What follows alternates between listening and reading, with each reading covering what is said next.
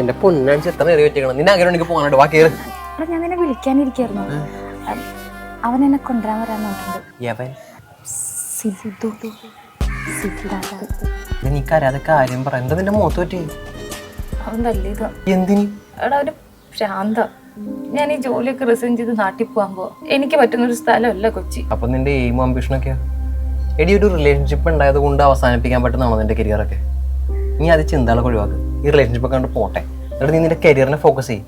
നാളെ ഇതേ വർഷമാകുമ്പോൾ നിന്റെ കരിയർ ഗ്രോത്ത് കണ്ട് അവന് തോന്നണം നിന്നെ മിസ്സായി പോയെന്ന്.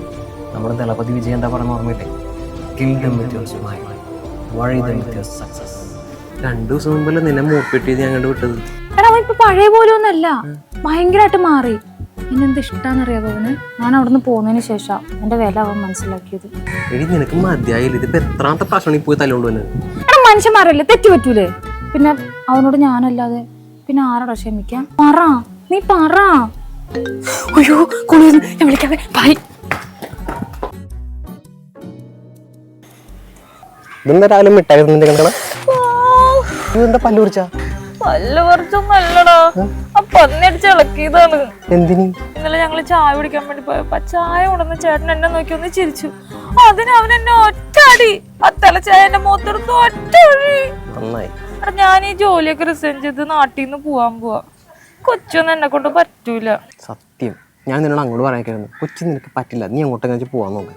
എടാ നീ എന്താണ് ഇങ്ങനെയൊക്കെ പറയണത്? ഞാൻ വിചാരിച്ചു നീ എന്നെ മോട്ടിവേഷൻ ഒക്കെ ചെയ്യുമെന്ന്. എനിക്കറിയാം, എനിക്കിവിടെ ഫ്രണ്ട്സും ഇല്ല, ആരും ഇല്ല. ആരും ഉണ്ടാവൂല. എടി ആമ്പിളരോട് മിണ്ടാൻ പാടില്ല എന്ന് പറഞ്ഞാൽ അവന് പോസിറ്റീവ്നെസ് ആണെന്നെങ്കിലും പറയാം. ഇത് വർഷങ്ങളായിട്ട് നിന്റെ കൂടെയുള്ള സ്ത്രീ സുഹൃത്തുക്കളോട് നിനക്ക് മിണ്ടാൻ പാടില്ല എന്ന് പറഞ്ഞാൽ അവൻ എന്താ തലക്കൊല്ലം വട്ടണ്ട.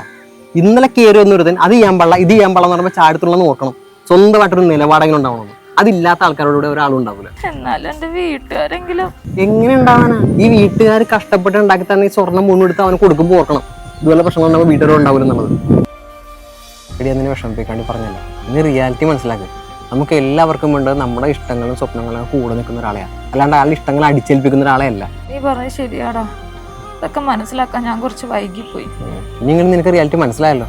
എടി അവൻ നിന്റെ ലൈഫിൽ വേണ്ട, നിനക്ക് പറ്റിയ ഒരാളല്ല അവൻ. ഒന്നും നോക്കണ്ട, 3 വർഷത്തെ കണക്ക് ഇവിടെ തീർത്തു. ഇനി ജന്മത്തെ അവൻ നിന്നെ വിളിക്കരുത്. ആരും ഇതിൽ പറഞ്ഞ പറ.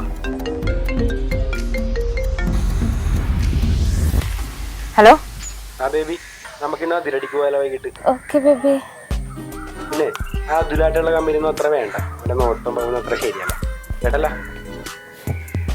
പറഞ്ഞിട്ടില്ല. ഇതുപോലുള്ള ഫ്രണ്ട്സ് നിൽക്കണ്ട, രണ്ടെങ്കിലും ഒന്ന് ഷെയർ ചെയ്ത് കൊടുത്തേ.